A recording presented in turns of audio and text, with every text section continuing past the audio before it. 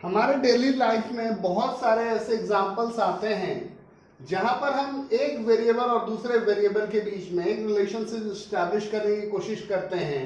जैसे common example है कि अगर लोग ज़्यादा होंगे तो आपको खाना ज़्यादा चाहिए होगा, फूड स्टफ ज़्यादा चाहिए होगा। तो यहाँ पर क्या है कि लोगों का नंबर ज़्यादा होगा तो फूड स्टफ ज़्यादा चाहिए। तो ये क्या है कि नंबर ऑफ पीपल इंक्रीज करने से फूड स्टफ का अमाउंट को भी इंक्रीज करना पड़ेगा। एक के इंक्रीज से दूसरा इंक्रीज कर रहा है। तो ये जो इस टाइप का जो रिलेशन एस्टैब्लिश हुआ उसको हम बोलेंगे कि पॉजिटिव कोरिलेशन है। एक वेरिएबल में चेंज लाओगे दूसरे में भी चेंज लाना पड़ेगा और दोनों ही चेंज सेम डायरेक्शन में हो रहा है।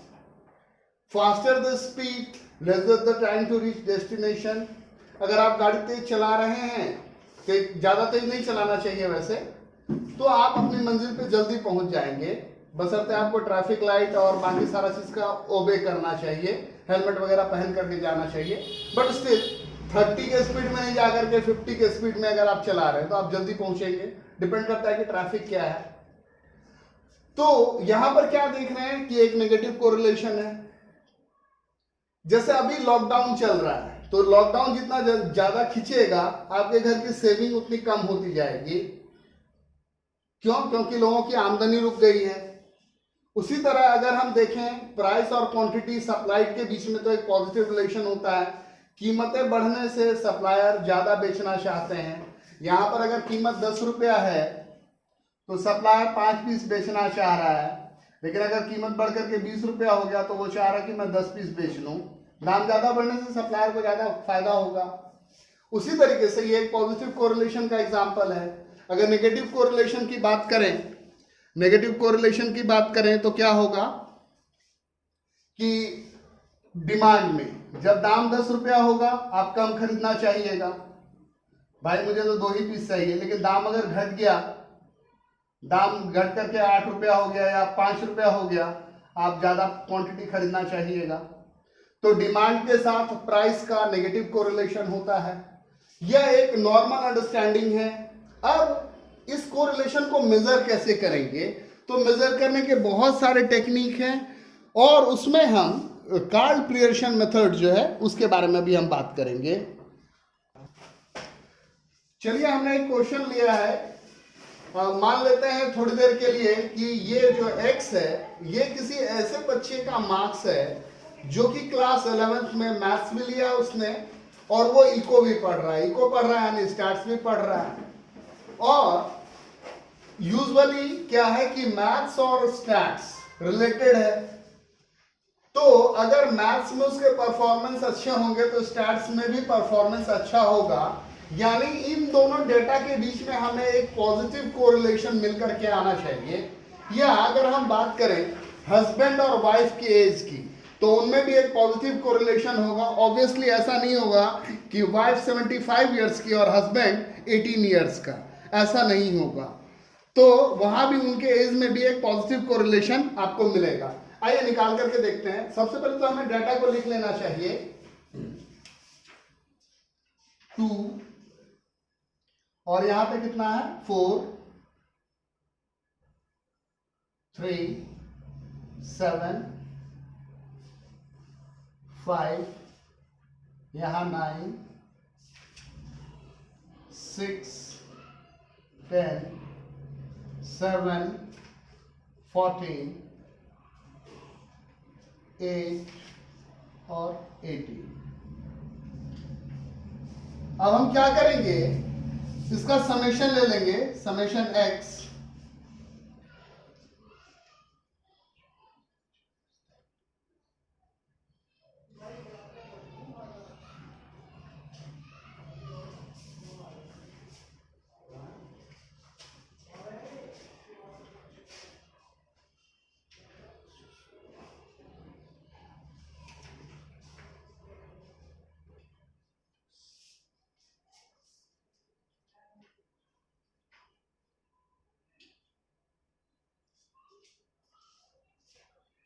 डाटा में एक 4 भी है और 4 के करस्पॉन्डिंग जो है वो है 8। तो 4 वाला भी एक बना लेना है, 2, 3 और एक 4 वाला भी बना लेना है।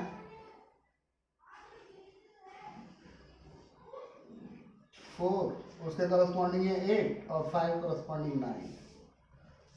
अब इसका समेशन अगर हम लेते हैं तो 35 हो जाता है। n कितने हैं वेरिएबल्स? 1 2 3 4 5 6 7, n 7 है।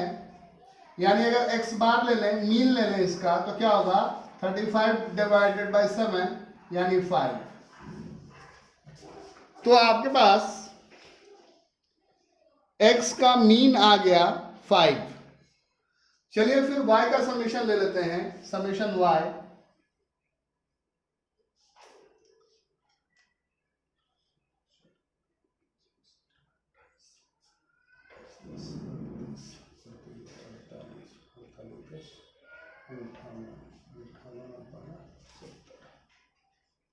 n 7 है, यानी सिग्मा y 70/7 यानी 10 हो जाएगा।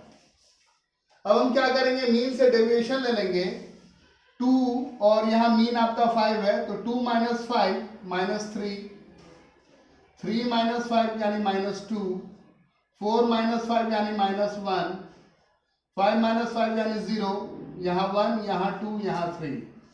डेविएशन का स्क्वायर ले लेंगे तो 9 4 1 0 1 4 9।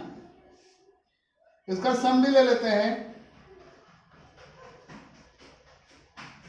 सिग्मा स्मॉल x, ये 0 आ जाएगा।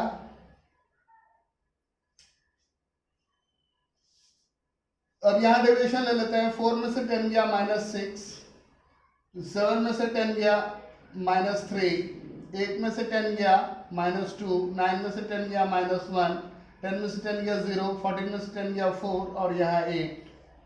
इसका स्क्वायर 36, 9 और 4 1 0 16 और 64। इसका सम ले लेते हैं, यहां पे इसका भी सम ले लेते हैं, sigma x square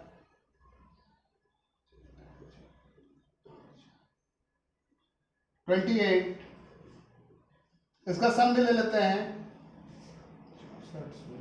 80 80 85 85 85 9 94 94 6 94 6 100 10 10 3 13 130।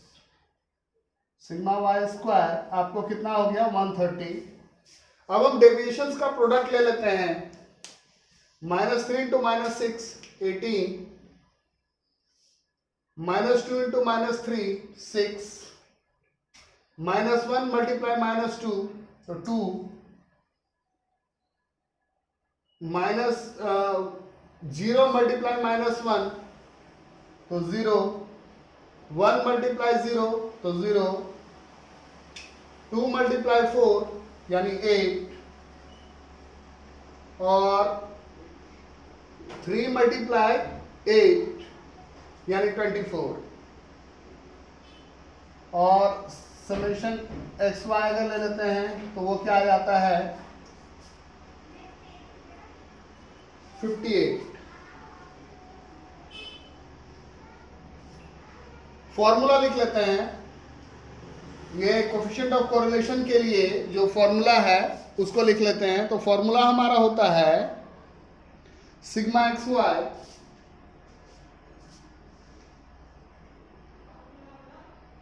Divided by root under sigma x square multiply sigma y square. Sigma x y आपका कितना है? 58। सिग्मा एक्स स्क्वायर कितना है? 28। सिग्मा वाई स्क्वायर कितना है? 130। 58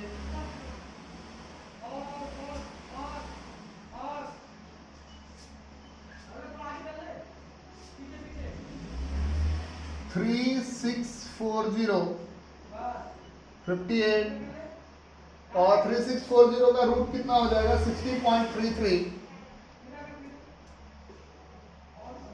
और ये डिवाइड करके आपको देने वाला है 0.96।